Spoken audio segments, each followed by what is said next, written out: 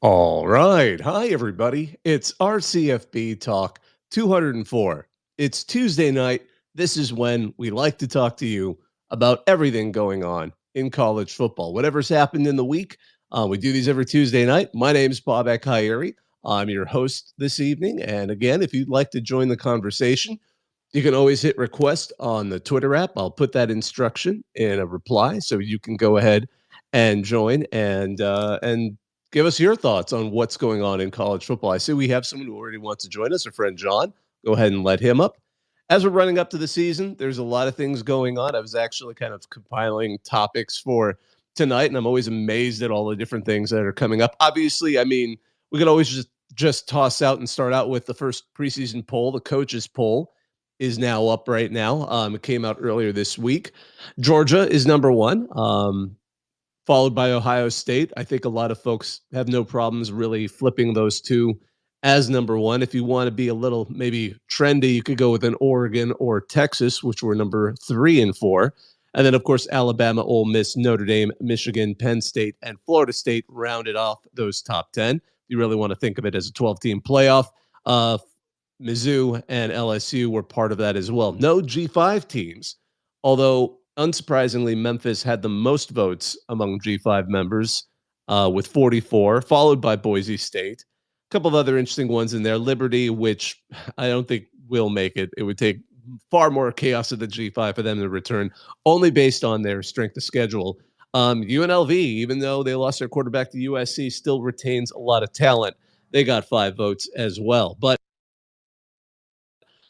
all of that said, before I fired up and also let up Ski Mask Smurfy, the other big story of the day, and this is a funny one because I just happen to have my email open and I'm on a couple of the lists of various media releases, press releases, and there were 3 emails yesterday back to back that really kind of set up something amusing. The first one was FIU saying they were going to have a press conference with Pitbull, which that came kind of out of left field. Then they sent out an email. I mean, we tweeted it. I immediately put that one out there. And then they immediately withdrew it. They said, like, forget what we just tweeted out or emailed out. Forget about it. And then, like, 30 minutes later, they said it's back on. And then, of course, today we got the news that Mr. Worldwide has decided to team up with Florida International and name the stadium. So it's FIU Stadium is going to be Pitbull Stadium, home of the Panthers, which I love that. So again, it's costing them apparently $1.2 million per year. I'm gonna be honest. I always thought it would be funny if I became an eccentric billionaire, which is a big hope. Everyone kind of hopes. I would totally be like, could you just name? Actually, I thought just name like a bowl, like make it the Bobak Bowl or something like that. But yeah, no, this is awesome. I love this because it makes sense. And also, I'm sure some of you may remember Texas put on a multi-million-dollar party to celebrate their joining of the SEC at the beginning of July, and the headliner was Pitbull. So in an alternate universe, I'm imagining he asked them how much it would cost to get his name on DKR, which they were probably like, we're never going to name a stadium after you, in which case he probably went back to Miami and called up FIU, and they're like, hey, yeah, well, how much you're willing to give us. I know there's been plenty of jokes like that. I know some people who help run this Twitter account also did the idea of renaming FIU to Florida Worldwide University. But a lot of this is funny. I mean, you got to give the guy credit. That is one of the more amusing things I've seen. I hope we see some MAC stadiums named after people. I mean, Ball State, you've got the great Jim Davis, as your alum. Why not name it Garfield Stadium, something like that? I'd be all for that as someone who grew up hating Mondays because, and then wishing he loved lasagna, which unfortunately I never quite got into. But yeah, so anyway, let's get to. Oh, and actually, one other thing. I always like to note just some of the losses we have. Well, actually, one more positive story. So obviously, Hurricane Debbie has been causing a loss of life and some damage in the southeast, obviously in Florida, and it's now just pouring rain all over the Carolina coast.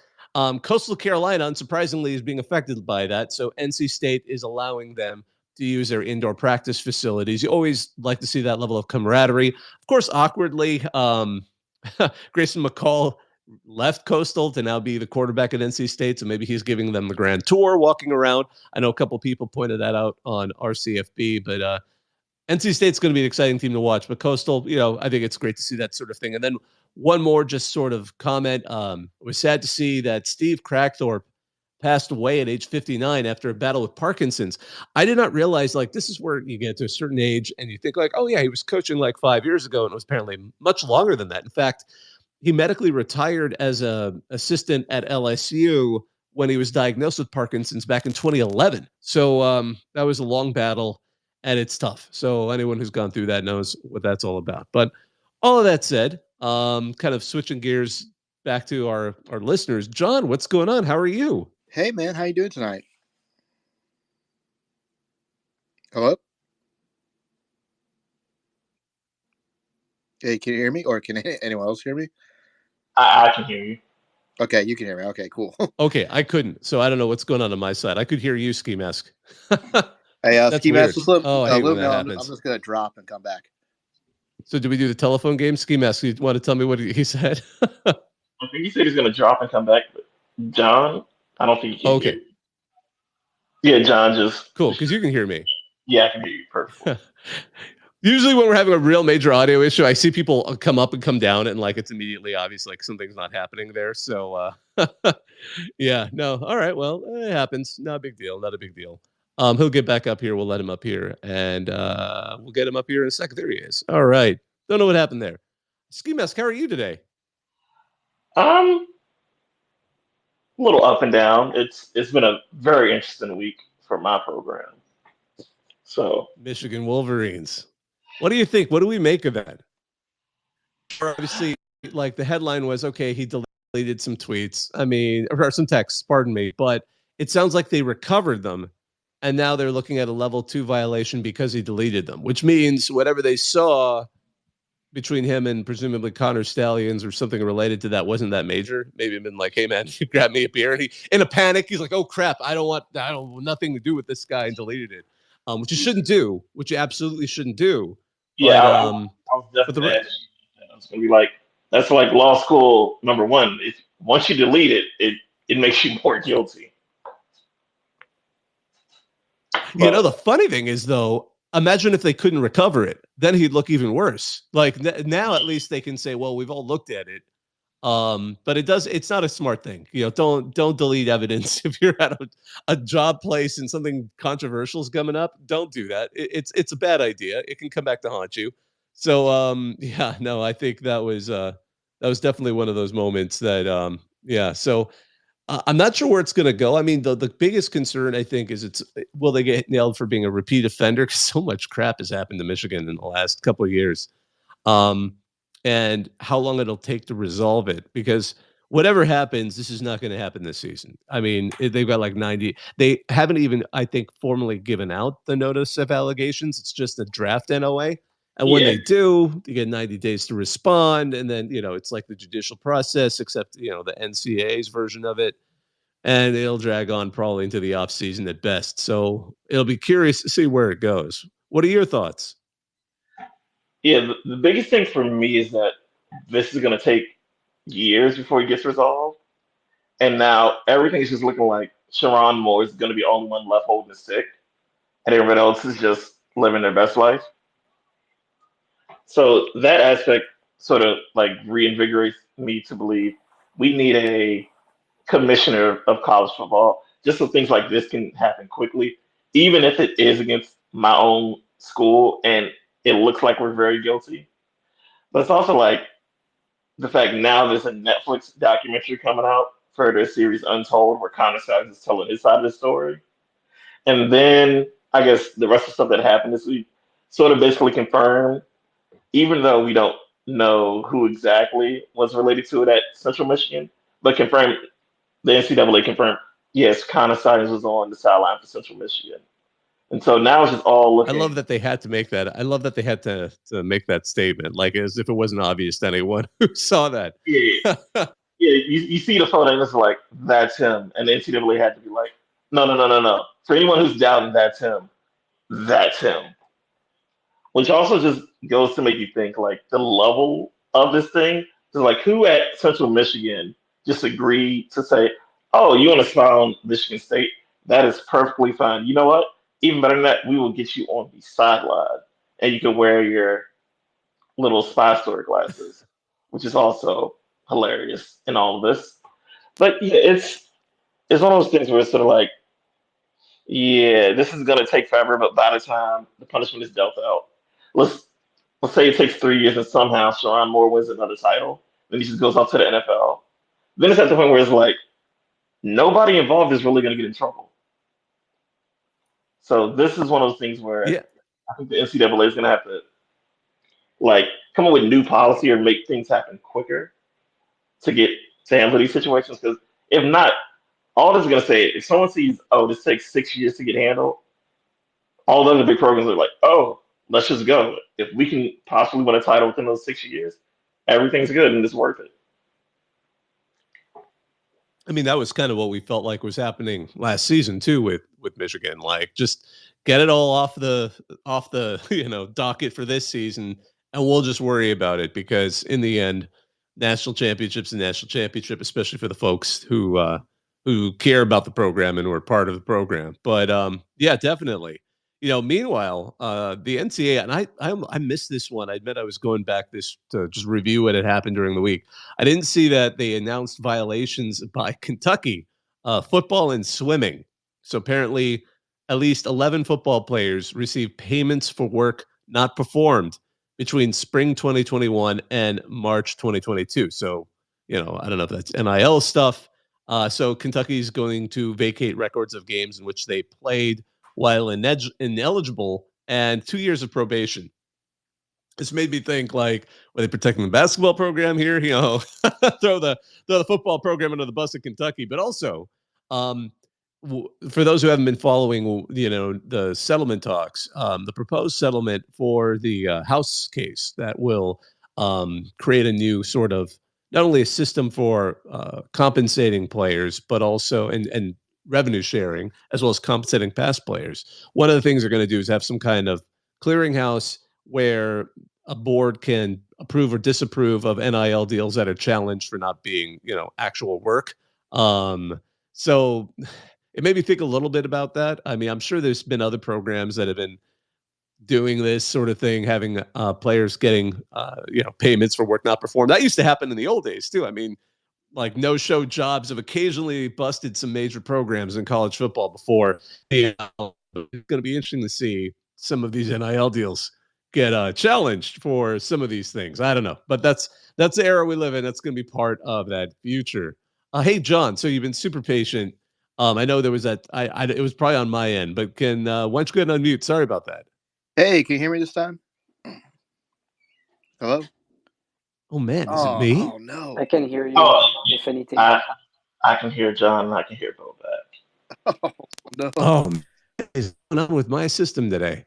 Hey, John, I'm really sorry about that. I can't hear you. Yeah. No. Yeah, Oh, no. Yeah, let me try to do some more fixes. Well, I guess. On that note, if you want to join the conversation, please hit request. There's a 50-50 chance I'll be able to hear you. Not sure what's going on there on my side. It's probably my side. Every now and again, this system completely whacks out on us because I joke it's probably being held together by sellotape and a couple of hamsters running in a back room somewhere in Twitter headquarters or X headquarters. A couple of the headlines I wanted to just touch on because, again, we always like to kind of take a quick look at things that have been going on. And John, I'm going to let you up, but if you just want to start talking whenever, if I hear you, it'll work out. Otherwise, we'll just talk over each other. Steve Addazio, who, guys being dudes, how many different times can we quote that? But he's going to be hired as a college football analyst by ESPN. That'll be an interesting one. So curious to see how they're going to put him into play, put him into action there. Another interesting one. And I love this because for those of you who saw the highlight, I felt genuinely bad for Deshaun Foster because he gave a speech. He tried to give a speech at I keep wanting to say Pac-12 at Big Ten Media Day, and he just kind of starts, and then it kind of just trails off. Kind of keeps saying we're in LA. About UCLA. There's a lot of explanations for it. I mean, you don't hire a guy to be a football coach because he's necessarily going to give a great speech. I think he also was confused when the press was going to ask questions and he didn't really give them a cue. So the press, which is the entire attendance of a media day, were just kind of blankly staring at him, waiting for the next sentence. And that kind of created that sort of detente. Well, he showed up a week ago, just short of a week ago, right after our last show, to the first practice of fall camp wearing a shirt that kind of owns that kind of that faux pas, and it just says we're in LA, which I love. If you have that kind of issue, own that. Like some people are lucky to have the gift of gab. Like I've been a person that can go up in front of a crowd and just talk. I've always had that ability. Some people don't. Like I remember, gosh, years and years and years ago, like high school, going in the debate tournament, and I watched a guy go up to give a speech, and he just went blank, and I felt so bad for the guy because it's not it's just not for everyone. So I feel some genuine sympathy for Deshaun Foster, and I love that they owned it like that. I think that is absolutely. I think that's great. And again, and speaking of which, I'm sure some of you saw that new Big Ten map commercial that was always popular, kind of the floating sky thing. They had to make it. They basically did what people hoped. They kept the original and just kind of slapped the thing to the beginning of it with the additional 4 schools, which are easier to kind of include because they're in pairs. So it starts in the Pacific Northwest, goes down to LA. There were some complaints that it went a little faster, but the problem is they're trying to keep it in that 30-second range, so that I can fit in at that standard commercial. The funniest kind of comment I heard about was actually coming from one of the Washington fans saying that, well, maybe we should have half the amount of time for the Washington, Oregon schools until 2030, and then we'll get our full segment of the commercial, kind of playing off of the revenue sharing model that they're going to be having there. So again, that was kind of nice to see. I know a lot of people, might have been the most popular thing on our CFB in this last week, but that's just kind of the way the internet goes. The funny thing is, and this is something that Alex Kirshner noticed, even with all of these schools, Illinois is still alphabetically the first school in the league, because there's nobody with a letter before that, which I find amusing. Let's see here. Rock Chalk Sports Talk. I see you're up here. Maybe now you're like the deciding factor. Will we be able to hear you after we could hear Ski Mask, but I couldn't hear John, but apparently everyone else could. I think Nico was before me. Nico's having trouble connecting on my end. I don't know, Nico. I wasn't sure. Like on your end, I've got like the spinning ball of Apple Doom going on right now. But if you can unmute, by all means, unmute. Can you hear me? Hello? If he's talking, I can't hear him. Yeah, he's talking. I can hear Nico. Oh. Hello? Hello? What's going on my side here? Yeah, Nico, we can hear you, but Bobak can't. What was his question? I'm happy to go on. I don't know what's going on with the audio today. And that's so funny because I heard Rock Chalk perfectly well. Yeah, he didn't ask a question. He just said hello a few times and he backed out. Ah, shucks. Well, hopefully we can get him up again. I'm sorry about that. It's been kind of a weird audio day, and I see I'm going to let him up. But while I'm letting him up, Rock Chalk Sports Talk, what's on your mind? Yeah, so a couple days ago, the Reddit CFB Twitter account posted, I guess UCF posted a cartoon drawing of all the new Big 12 schools in a picture, and it seemed as though the Utah mascot was not too stoked to be in the picture. I don't know if that was like a subtle dig at them or whatever. And granted, Utah kind of came back after them. But I guess what are your whole thoughts on this? Because I'm seeing a lot of Utah fans, and this was kind of in the past when all this was coming about, but a lot of Utah fans not too happy to be in the Big 12 because they kind of felt like the forgotten child, and they wanted to be in the Big 10 and all this different kinds of stuff. Do you think that the University of Utah is just kind of saving face and trying to reluctantly be happy to be a part of the Big 12? I wonder if that was part of the background to it. I've felt Utah fans definitely from a football success standpoint get annoyed because they've been a very successful program. Kyle Whittingham and obviously Urban Meyer before that. It's crazy to think that Whittingham's been there for so long that that was the last coach. They've had nothing but tremendous success in the Mountain West, and then obviously in the Pac-12, and now they're obviously in the Big 12. I think it's a little annoying for them that they're still not quite able to be as attractive as the 4 Pac-12 schools that were able to go to the Big 10. I mean, certainly. I don't think they would have been thrilled at the idea of going to the ACC, but those were the lifeboats. It felt like for the final departures in that conference. Now, I don't know how much UCF was playing on that, or maybe they just when they were drawing that. It's a great sketch. I know, and again, it makes the Utah bird Red Hawk. I'm not sure what it is, but it look like it's frowning. And then for those who didn't see it, the Utah account did some drawings just to put that smile, put a little bit of a smile at the end, to give it a little bit of a cheeriness to it, which I thought was really cute. Is it Swoop? I think that's the name of their mascot off the top of my head. Swoop, I believe, is the name of the mascot. One of the funniest moments, and this is actually before they joined, I believe it was before they joined the Pac-12, was during the NCAA basketball tournament. The Oregon Duck and Swoop got into a fight, like on the court, to the point where they landed on the ground and one of them ripped the head off the other one, to the point where the referee sent them both off. So, I mean, like that to me, I'll forever remember that was one of the instances that got reported. Like, and it was so funny too, because, it was one of those articles where you could tell the sports writers were having fun with it.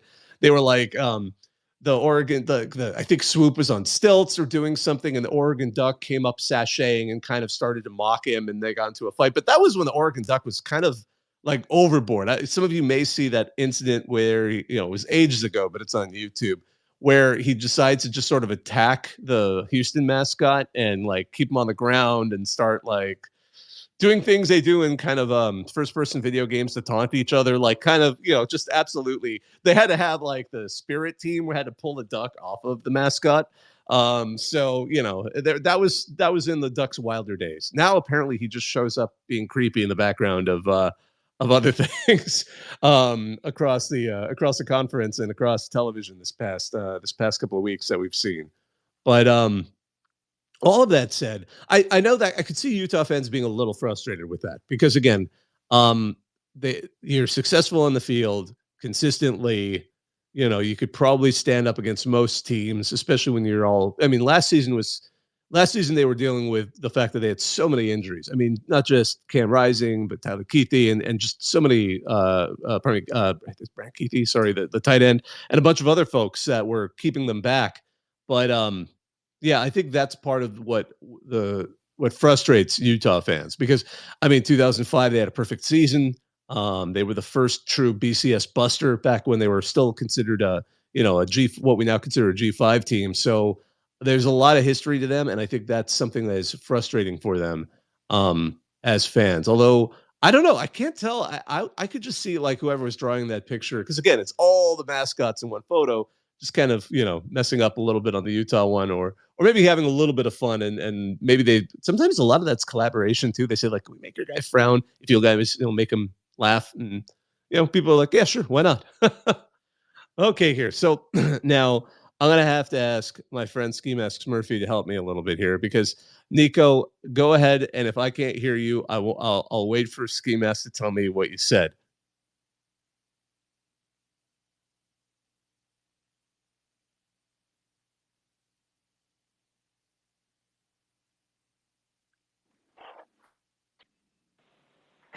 Frustrating. I don't know if you.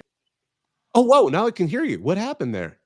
You can hear me, but I'm pretty. Yeah, I can hear you now. Oh well. Oh, I can hear you. I'm not from America, obviously, because of my accent, and I'm not originally from like a football background. I'm more into soccer, and my question is, as a new college football fan, which conference should I follow thoroughly? I already follow Syracuse a little bit because my friends, but as a new fan, which conference would you suggest me to watch?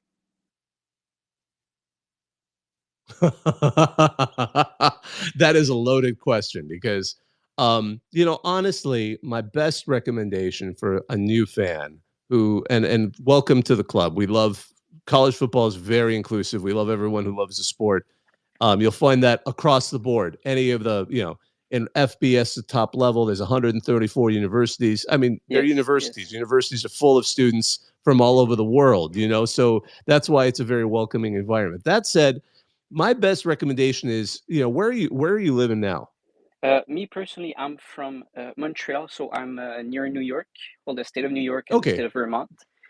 Well, the reason I ask that is that means you have access to you have access to cable. That because I mean, like if you were telling me you were somewhere around, like I'd say like which, because I mean, what conference? It depends. Like if you want to attend games, obviously you want to have some of the teams that are close to you, which would be both the ACC, because obviously Syracuse and Boston College are in the ACC, or the Big Ten, which is hilarious because it's everywhere now. A little further south with Rutgers and Maryland. And Penn State, you could follow those guys, no problem as well.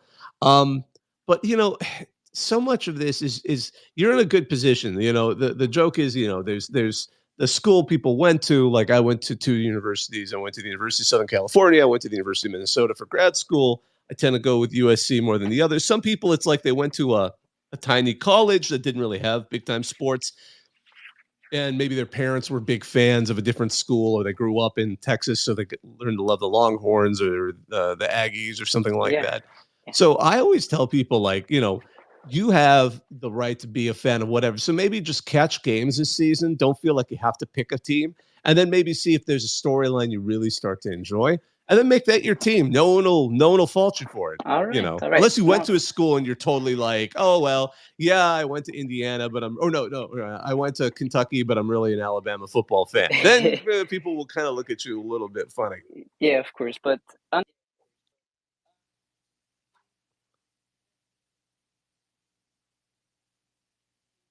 honestly, I've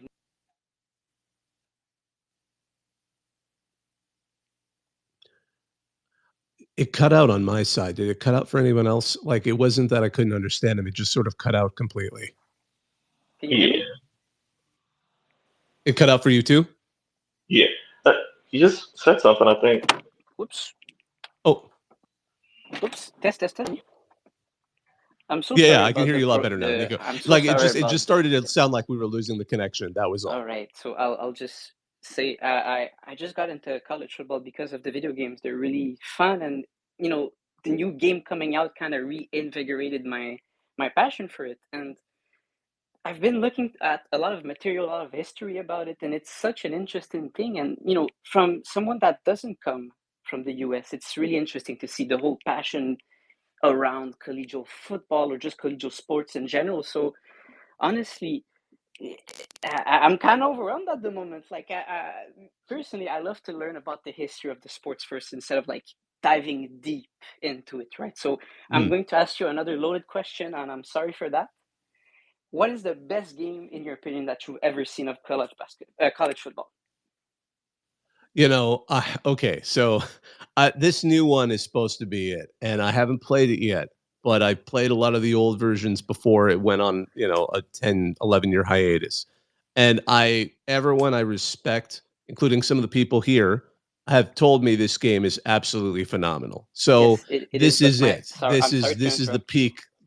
I'm sorry to interrupt you, but maybe my accent didn't help me didn't help it comprehend. But what I wanted to say is what is the best game of like college football that you've seen, like an actual game? Oh my goodness, that's a biased. Okay, so objectively, the best game I ever saw on television was the Boise State Oklahoma Fiesta Bowl. I got lucky and watched that live because it was right after the game I cared about, which was the Rose Bowl that year, which was a USC Michigan battle, which was, the big game. And then I just said, I'll stay up because Boise State was heavily underdog. No one thought they were going to beat Oklahoma. Oklahoma had Adrian Peterson. They were looking really good. And my goodness, that game kept staying interesting. And then the final quarter was just phenomenal. Anyone who's seen that game, I mean, I remember I was sick as a dog that day too. I remember I was just sitting there, and you're just like, I was in my apartment, and I'm just losing my mind watching my old CRT television.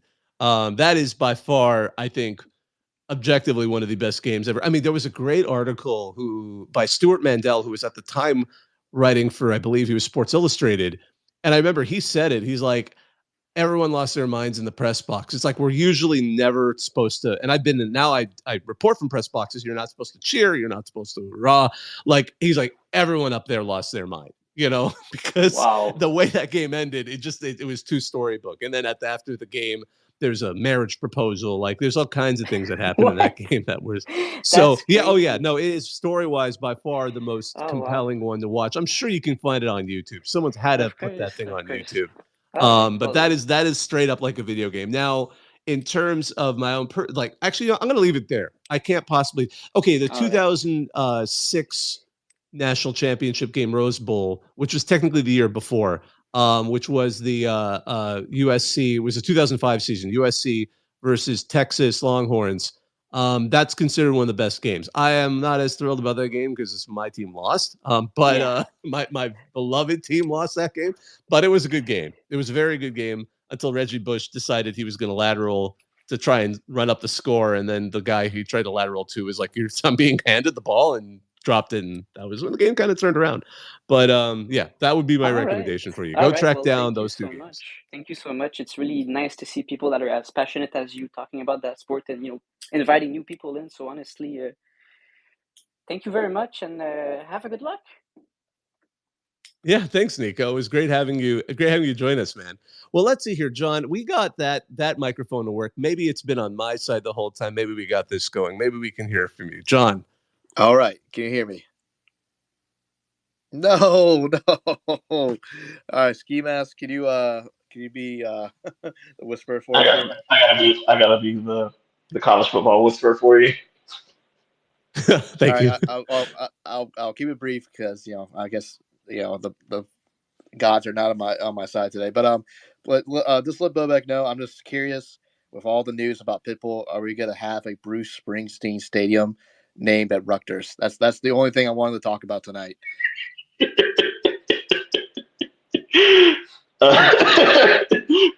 John wants to know, with the news about Pitbull and FIU, do you think there's potential for there to be a Bruce Springsteen Stadium at Rutgers?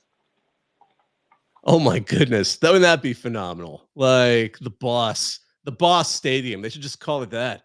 Or what like would you name it after the lyrics, or would you just call it the Springsteen Stadium? Does have a certain ring to it, though.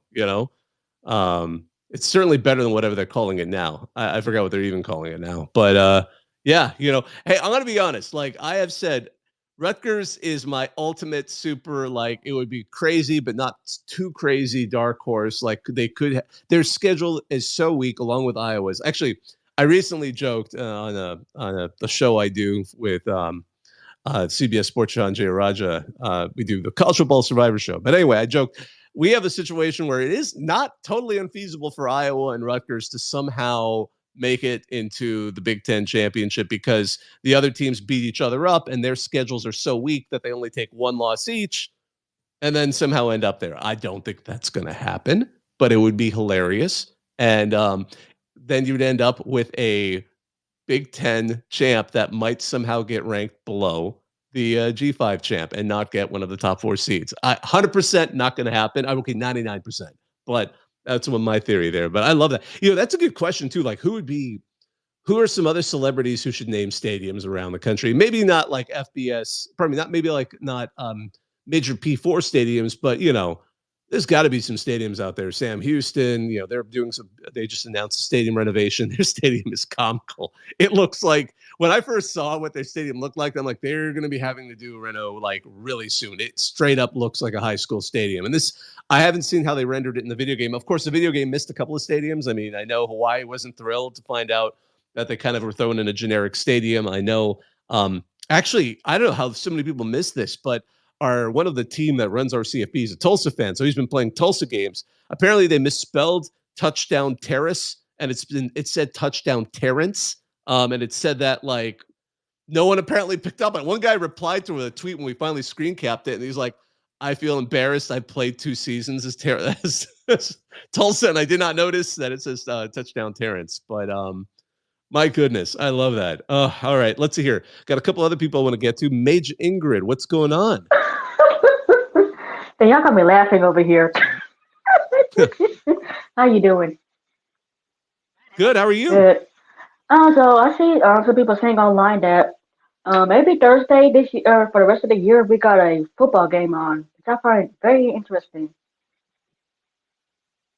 Yeah, once this machine starts, it is going to be nonstop. I cannot wait till we get to November, where if you count the NFL, we're going to have football like every day for, seemingly a month, because we're going to get the midweek, the Tuesday, Wednesday night games, as well as your Thursday and Friday night NFL college combined games on Thursdays. It's going to be, I love when we get to that part of the season. That was one of the ways I got really into college football. I mean, I was already really, really into college football, but the fact is, like, I remember my kid was born in November. My oldest son was born in November, so I'm staying up with him every day, and like every day, another college football game. Got a baby sleeping on one arm and watching action on to keep myself up. Man, those are the days. College football, I associated so well with that stuff. But yeah, it's exciting times for sure. Let's see. We have a couple other people too I want to hear from as well. College Football Lounge, and we'll go to Thack. But College Football Lounge, what's on your mind? Hey, good evening, everyone.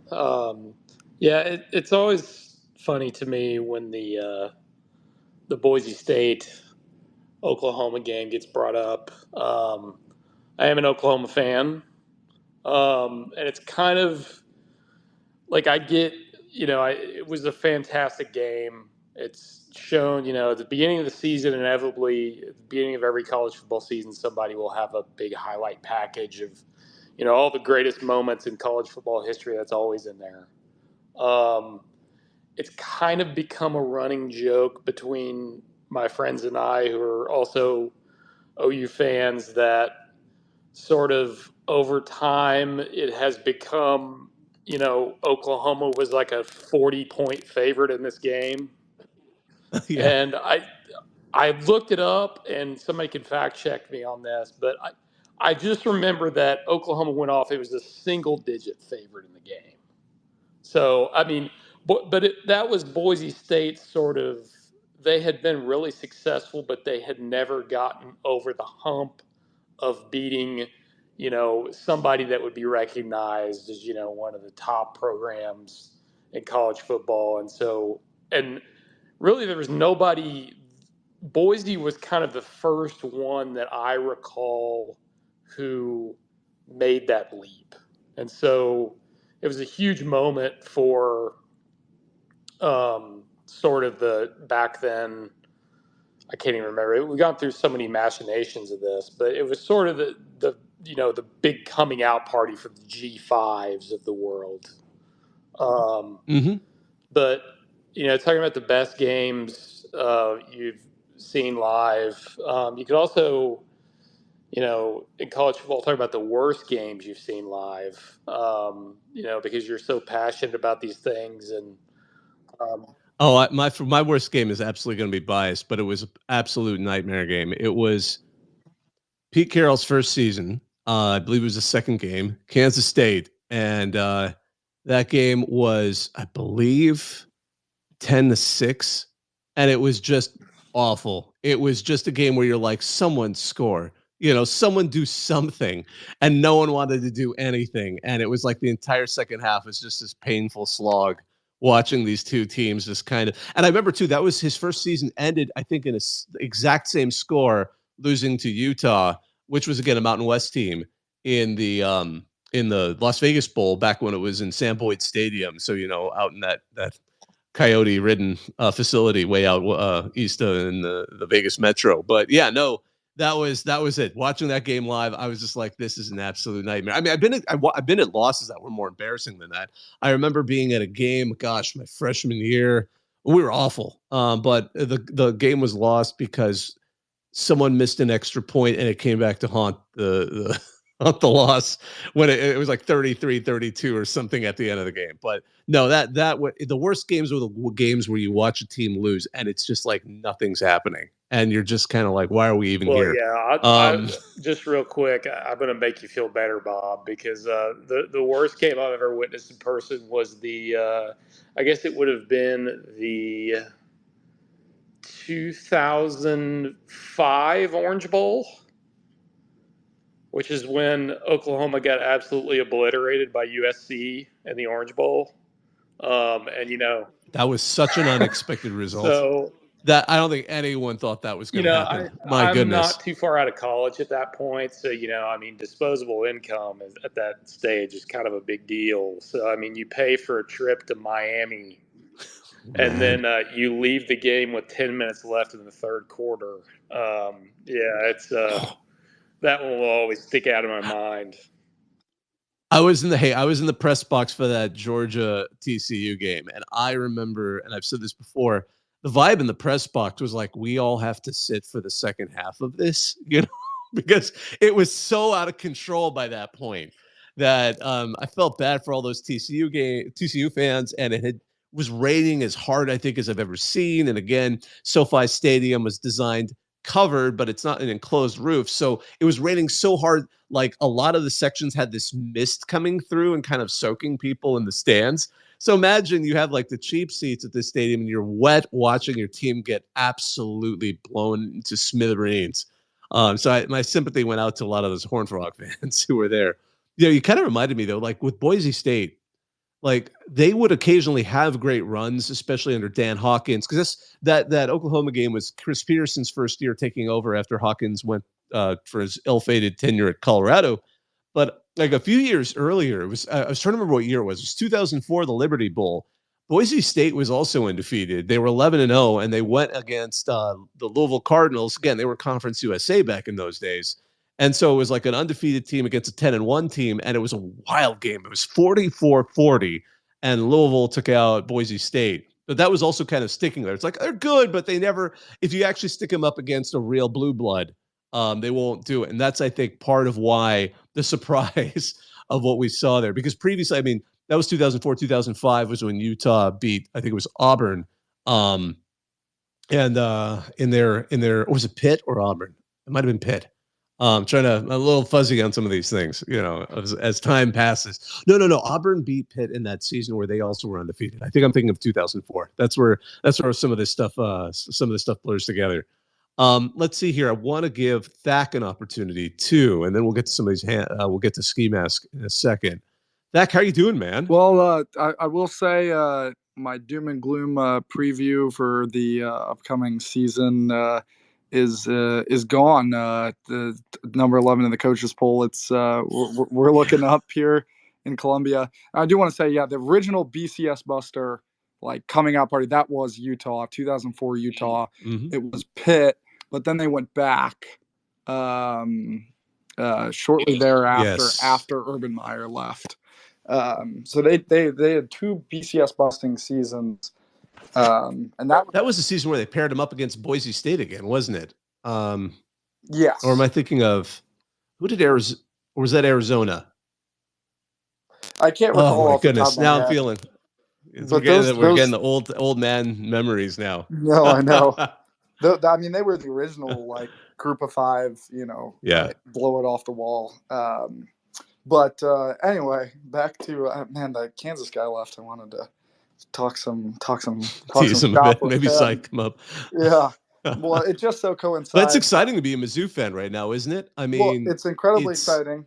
And I'll tell you, it's very much more exciting when the best preseason Kansas has had in years also coincides with an even better preseason in Columbia. I'll tell you that. It's that much sweeter. You return a massive amount of offensive talent. To be honest, I'm not as worried about the defense yet. How many players went to the NFL draft on that defense. You had two cornerbacks, linebackers, defensive ends. That defense got raided by the NFL draft this year. Mm-hmm. I'm not as worried. A lot of those players that did leave for the draft were playing under some pretty serious injuries. And some younger players did have a chance to step up in that season last year. I'm not as worried as I would be, and I think that's what the at least the coaches poll, I'm hoping, and the AP poll probably is taking into account, at least in the preseason. I had a chance to read Phil Steele's magazine over this past weekend, and I think he's probably said the nicest things about Missouri he has in probably quite a while. I mean, there's so much to like there because, I mean, obviously Brady Cook's back, Luther Burden III is back, and then, it's like they're replacing Cody Schrader in aggregate kind of with Marcus Carroll and Nate Knoll. Yeah, Marcus two Carroll big recruits. Is going to be transfers. Incredible. I think he'll be an incredibly productive back for the team this year. I think that's going to shock a lot of people. But if you watched a decent amount of Georgia State football last year, that guy carried the rock and he carried it quite a bit and he carried it pretty far. He's going to be a very productive back, I think.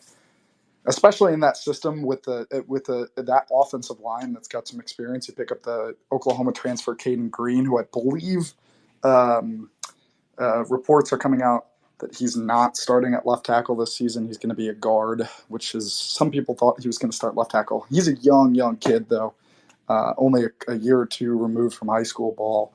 So it'll be exciting to see exciting to see what the offensive line does too with the run game. Yeah, and it's such a great schedule too. I mean, they, missing Georgia, missing LSU, which can be a trip. I mean, Alabama is going to be a tough one. Texas isn't on the schedule. A&M is. Oklahoma is, which will be tough, but it's of the especially looking at that coaches poll, missing some of those top teams.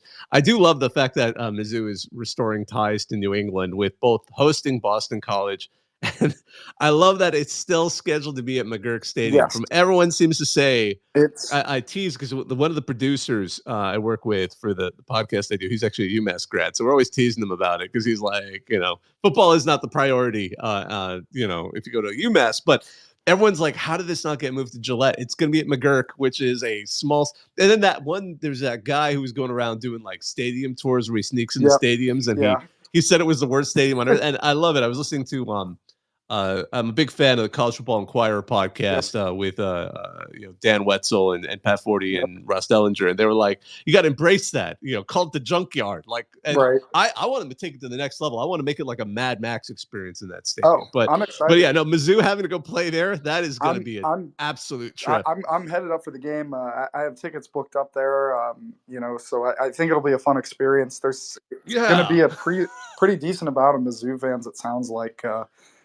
Up there, so it'll be an interesting crowd to say the least. That one's on Jim Sturck, our AD, 2 ADs removed. Actually, he was, for lack of a better term, he's not liked, we'll say, around Missouri circles. He kind of gave some freebies towards the end of his tenure. Like playing at Miami, Ohio, which I believe just got bought out by the current AD. Yes. And at UMass. Those were both games where I can't remember off the top of my head, he had a relationship with the then UMass AD and then Miami, Ohio AD. He kind of gave him a gimme on both of those, of which, maybe if we were planning on going 6-6 this year, we'd say screw it. But I'm shocked that the UMass game hadn't been bought out. Previously. From what I've heard, the way it was designed, UMass has the ability to really just hang on, and they wanted to. They didn't want to be bought out. They wanted this game. I mean, I'm spending money on tickets, concessions, hotels, booze, and as much crap as the stadium gets. So everyone says the area around it's beautiful, so it should be really fun. I mean, Western Mass is a nice area, and it'll be good. It'll be a fun time. Regardless, it's a good time of year to go too. Totally. I don't think the leaves are going to quite be turning, but if they are, that'll be even more fantastic. I'm excited. I was a little shocked they bought that Memphis game out last year and played it in St. Louis. They didn't draw enough at the old dome where the Rams played. They didn't draw enough attendance. I think if they drew more attendance, I would assume they might have tried to buy it out and move it to St. Louis and ponied up the gazillions of dollars that UMass would want. Sounds like that contract's pretty airtight, but it's looking great. Not my usual doom and gloom self. I'll turn it back over to you. Yeah, I remember where you were at last year, and this is definitely a positive. It's so funny too. I was having a conversation again, kind of what's going on in sort of the coaching hires and the coaching hierarchy. And, obviously the SEC is known for being more insular with hiring within itself.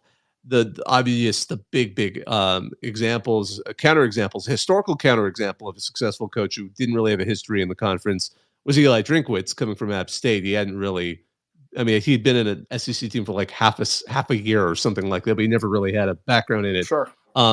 Auburn scared the bejesus out of everybody with Brian Harsin. that was the clunker of all clunkers, which would only be funnier because then the other is Kalen DeBoer, who has no connections to the SEC. Right. Imagine if he gets Alabama at least close to where Nick Saban had it, maybe not at the level, but like close to that level. That is just going to dig the Auburn fans even more. Oh, totally. Can you imagine people are going to go back and I'm surprised no one's written like a paper on it because it is just one of the most mystery hires ever in the history of college football, right up there with Mike Riley, who I love, and I think he's a great guy, being hired by Nebraska at the time he did, because everyone was like, "What?" When that news broke, the next day on the Feinbaum show, it was like a nuclear bomb was dropped off on this. It was possibly some of the best college football radio I've ever had the pleasure of hearing personally. I love it. Oh my goodness. Well, hey, it was great talking to you, Bobak, and I'll definitely be around here. Yeah, please do, Zach. It's great hearing from you too, man. Hey, Ski Mask, I remember your hand was up a little earlier. Oh yeah, wanted to get on a topic that's a little bit more in your realm. I believe it was last week. The state of South Carolina cleared the University of Clemson to use up to $1 million worth in legal fees this year for their ACC lawsuit, and that was something I didn't know that the university would have to ask permission for. But also seems a little interesting that the state is sort of in on it, like $1 million worth of legal fees, which, I mean, billable hours, they always win. But they do. I wouldn't be surprised if that's something peculiar to the laws of South Carolina and how the states are, how the university systems are allowed to spend money. Because actually Clemson and University of South Carolina are the two major, universities there, in addition to being sports programs. I mean, public universities. So I wonder if that they had to do that. That was just part of the process of authorizing the ability to move forward. I'd be shocked if some universities simply don't do that. But it might be peculiar to just sort of financial, controls that, again, nothing, I don't think is anything against the university. I think it might be just about the idea of controlling government spending. And I could see that, but that's funny. But see, that's an easy basket. Like college sports, very easy basket, bipartisan. You can get people to go like, yeah, no, we, the dastardly NCAA, or the ACC, like go after them. Get out, Clemson, join, South Carolina in the SEC, which, heck, that would be probably great for everyone involved. So I think that one makes sense. That's classic easy basket sports politics. Anything to do to please the constituents that you're helping their beloved Clemson Tigers join their friendly South Carolina Gamecocks in the SEC. By the one thing I did want to touch on, only because it was kind of a funny series of stories, although they're not, I don't think they're connected, but TCU announced that Gary Patterson, pardon me, not TCU, Baylor announced, it's so weird to keep saying that. Gary Patterson, of course, the TCU head coach who helped put them on the map, at least in the modern era. Gary Patterson was working for Baylor there for a little while. They've apparently jointly concluded their official partnership. It's kind of sounds like a formal breakup. I'm not entirely sure what's going on there. Patterson's kind of he's been known for being a tough guy. Meanwhile, they announced that they're adding Dana Holgerson and Todd Graham to the TCU staff. So that's where I kind of got blurred there. That was another one. But anyway, so going back to Gary Patterson leaving, the joke is, did he set something up? Because Baylor showed up to their practices, their fall camps. I don't know if you've seen this. The coaches are wearing shirts, which it's such like if you came out of a 3-year trip where you had no contact with the college football world, or maybe you had a coma. The Baylor football coaches are wearing "We Pay Players" shirts with the Baylor logo on it. So what an era we live in, folks. We pay players. I mean, in big letters. So hopefully they pay them enough to win more this season. That's something Dave Aranda's got to worry about a little bit there. We'll see where that goes. Ski Mask, I see your hand up. I don't think Baylor should wear those shirts, knowing that Phil Knight is out here ready to go.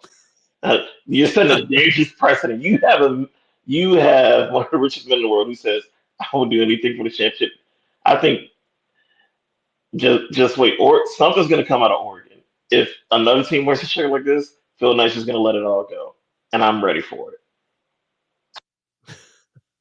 Phil Knight is absolutely fantastic right now, only because he's totally leaning into, I don't want to say the villain role, but totally being like especially ever since Boone T. Pickens passed away. He's what Boone T. Pickens thought he was going to be like, but never, I don't think, quite spent what he could have at Oklahoma State. Phil Knight is on a whole other level. I mean, what's his net worth? Like 40 billion, 20 billion. When you're double digits on that, you can afford to spend insane amounts of money. And usually, as I've said before, you're the type of person that would buy an NFL team, but he doesn't care about the NFL. He just loves college. So, man, it's absolutely fantastic to see what they could do there. My goodness. Yeah, I'm sure he was a big part of getting Evan Stewart to join and be one of those targets for Dylan Gabriel this fall. Can't wait to see that. Another kind of, this one's annoying, although it sounds like it may be mutual, but we've talked about, for example, last week we talked about the fact that Cincinnati and Miami of Ohio are getting ready to wrap up their historic rivalry, which has been obviously kind of split up as Cincinnati kind of moved on and to being a P4 member. Houston and Rice sound like they're getting ready to wrap up their series in a couple of seasons. They apparently had 4 games planned out, and now they've actually dialed that back to only 2. The next 2 games in the series, it sounds like they're going to cancel the following 2. Now, I was reading about this. I'm kind of trying to figure it out. Rice fans, well, first of all, it's hard to find Rice fans. I'll be honest with you. They exist. We've got a couple of really funny ones on our CFB. You got to be funny. I finally walked the Rice campus for the first time in my life. I stayed a couple of days after the championship because I'd never been to really Houston before. And it's remarkable they can support an FBS football program when you see how small that campus is. And then you walk into the stadium and you're like, this stadium has not been updated in a long, long, long time. It is, and they've removed seats. It used to seat a lot more people. The joke was at one point it sat more people than they had living alumni. But that was in the era before. They built it right before the NFL took off. So in the 50s when they built it, the NFL was popular, but not so much more popular than college football. So, again, you go there and you can see they've removed the seats on, one end, and it's just like concrete tiers. And that, there's an upper deck, which is, again, hilarious. And then, there's like the concourse in between is like completely open. It is just like one big open space. They haven't bothered to do anything other than put a bathroom. But all of that said, Houston itself is clearly the sleeping giant of the Big 12, and it looks like hiring Willie Fritz. I mean, Dan Holgerson, for some reason, just didn't quite work. They had some good talent there. Some of the players they brought in didn't quite work out. They had a different Tim Beck, who was their defensive coordinator, who just joined the staff at USC as part of that huge defensive overhaul. Like, they had some good coaches there. Dana's an interesting dude, but obviously that didn't quite work out. They brought in Willie Fritz. Houston's probably not going to be any threat to the Big 12 this season, but that's a guy who's won at every level. They'll probably get there, but their program has been pouring money. They're trying to get up. They're trying to elevate that program. And I think Rice also is kind of getting a little annoyed with that because Rice is modest about what it wants to do. It wants to win its conference and wants to build up. They want to, I think, schedule more FCS games in those slots, while Houston would probably see a benefit in playing other games.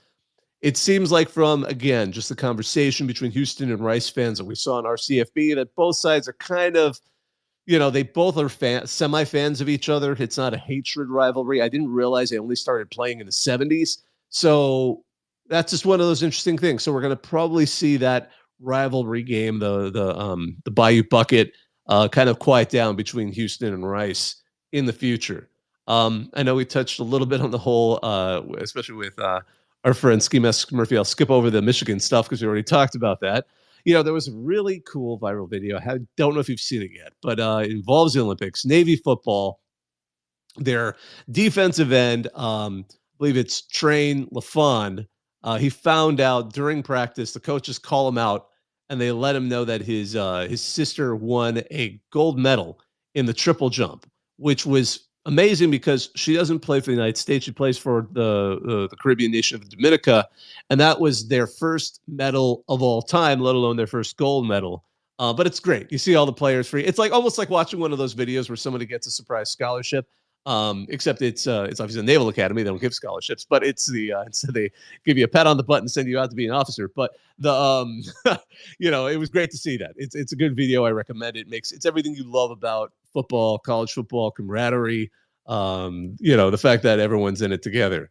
And then it was funny because then someone in a separate post asked, who are college football's greatest Olympians?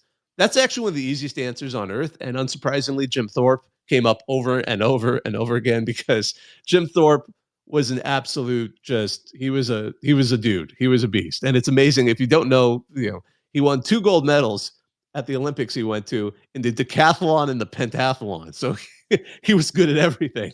I actually sat down today and looked at how that pentathlon broke down. Pardon me, the decathlon, the 10 event one.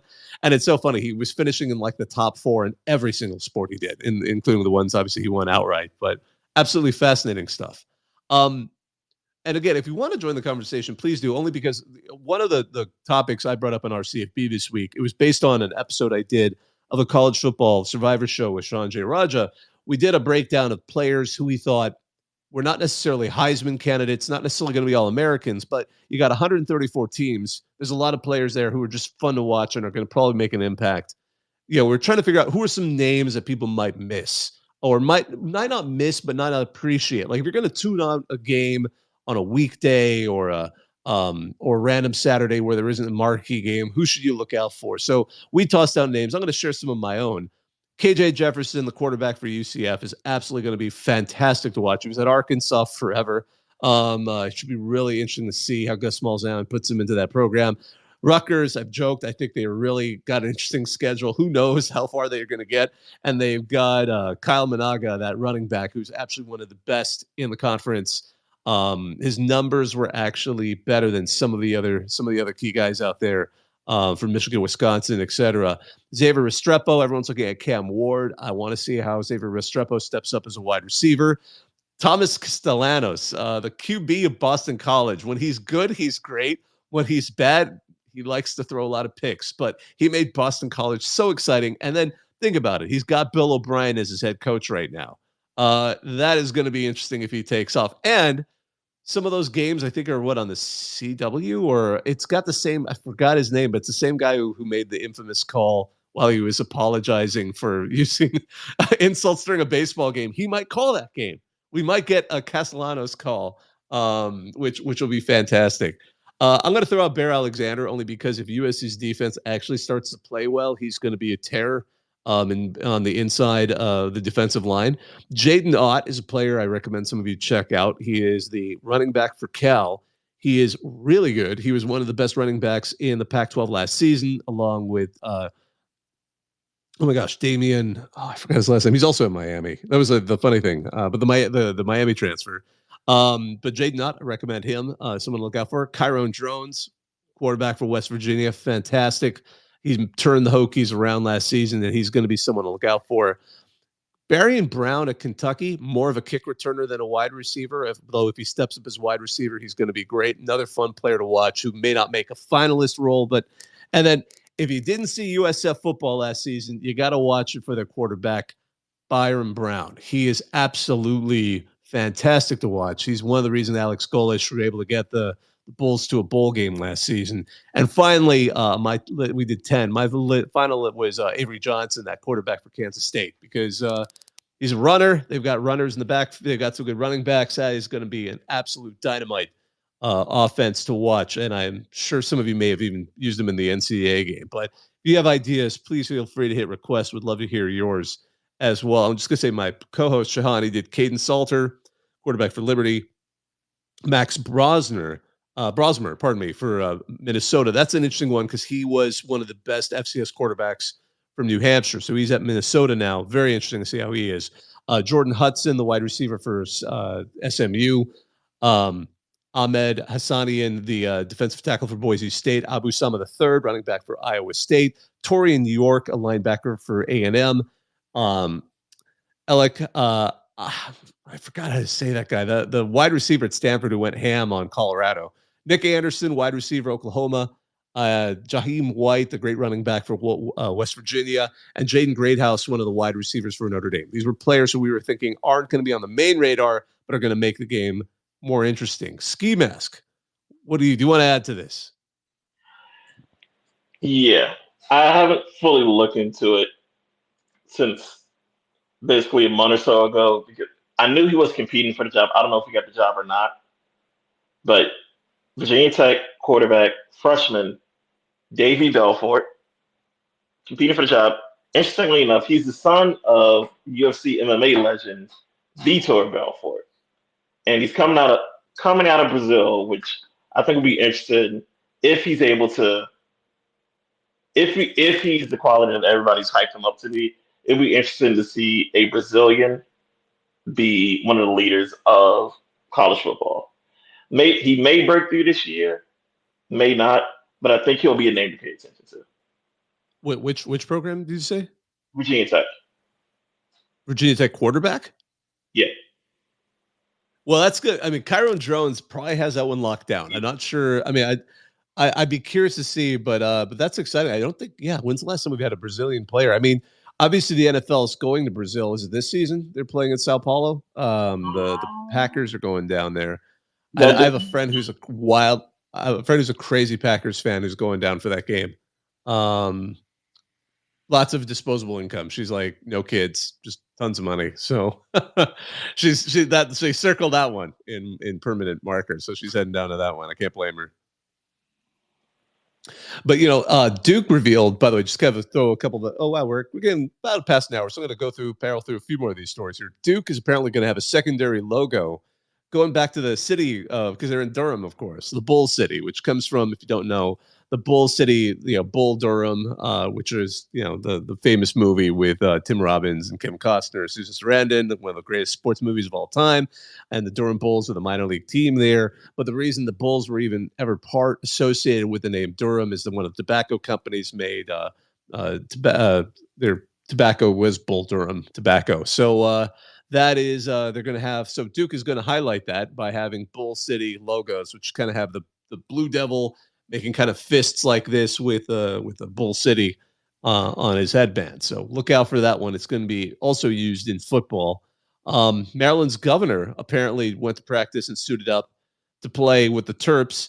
All that said, I'm sure some of you have seen this. I mean, I won't waste your time with it because it's hard to relate. But after they named the Minnesota governor the VP candidate for on the Democratic ticket, I live in Minnesota for the record, but it was interesting because people were finding like him talking about being a high school football coach. Look that stuff up. It's actually kind of fun. The guy knows what he's talking about.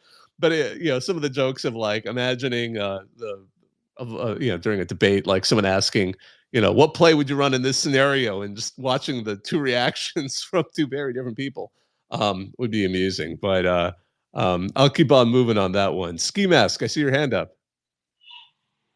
To mix in college football and political commentary, the funniest thing is that initially when Joe Biden decided to step down and everyone's like, Kamala Harris is going to be the pick, Nick Saban was on the list of vice president pick, and this is sort of like as sort of close as you can get without actually getting a college football coach.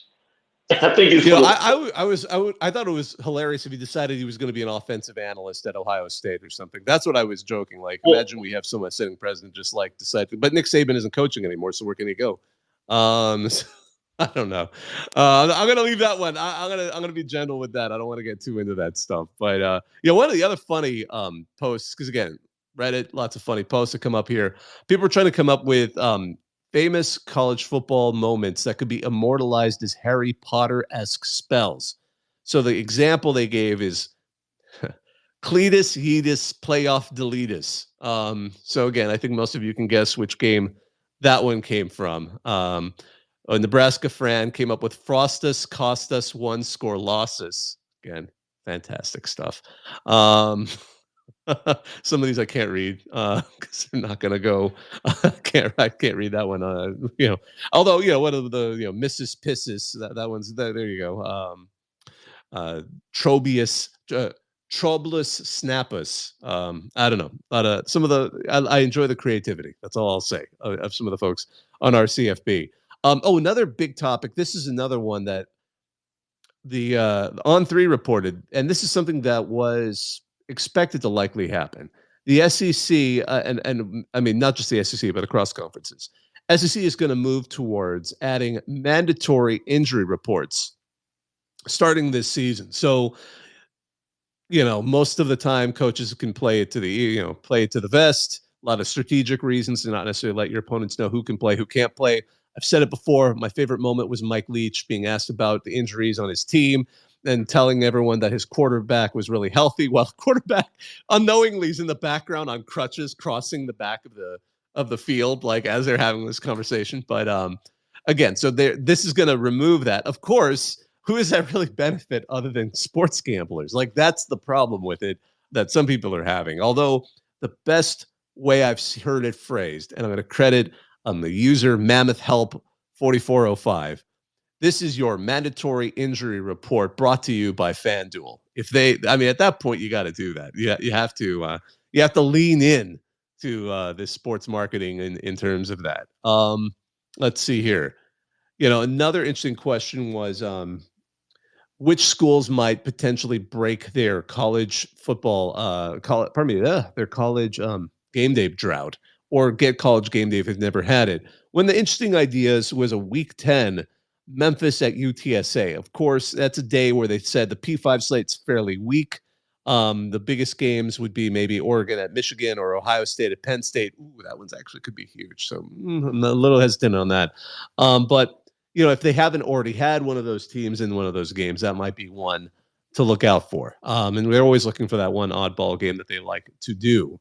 There was an interesting conversation. Which mascots do you think would do best on the grill besides the Longhorns and the Razorbacks? Some fans said the Gators, the ribs could be good, or Oregon duck drumsticks. There's plenty of chicken mascots out there. Thank you, Coastal. Thank you. Thanks to our friends over at South Carolina that could be in that particular group. But I think we're going to slowly. Oh, one thing I did mention, I know I touched on this. So Sam Houston, Bauer Stadium, they announced they have the design ready to go. They're going to finally build a bona fide press box with luxury boxes. They're going to do something to improve that stadium, because right now, if you look it up, definitely a team that recently moved up from FCS, almost comically so. I'm actually surprised. I always figured an FCS program with that kind of history in Texas would have had a bigger stadium, but not quite. On that note, I think we're going to go ahead and slowly wrap this one up. I just wanted to take a second to thank all of you who joined us. It's always great, even with the audio issues. Thank you, John. You were super patient. Thank you, Ski Mask, for translating what John was saying to me. We do these every Tuesday night and at 9 p.m. Next week, I'm hoping it happens. I'm going to be in Uruguay, and I think I've got a Wi-Fi connection there. So probably will happen next Tuesday. If it doesn't, I'll send out a tweet. And then the following week, I'm going to be on a plane, so I can't. But we'll have these at least next week as well. And so my name is Bobak Ha'Eri. I want to thank all of you for joining. Thank all of you who joined College Football Lounge. I see you still here too, as well as the others who joined us. Rock Talk Jayhawk, Sports Talk, pardon me. Everyone who joined us. It's always great hearing from you. This will automatically turn into a recording. I'll take this and put the audio wherever you get your podcasts as our CFB Talk, and I'll take the video probably tomorrow and put it on YouTube for whoever cares. But thanks, everyone. Thank you for joining. Now I'm going to hang up and listen.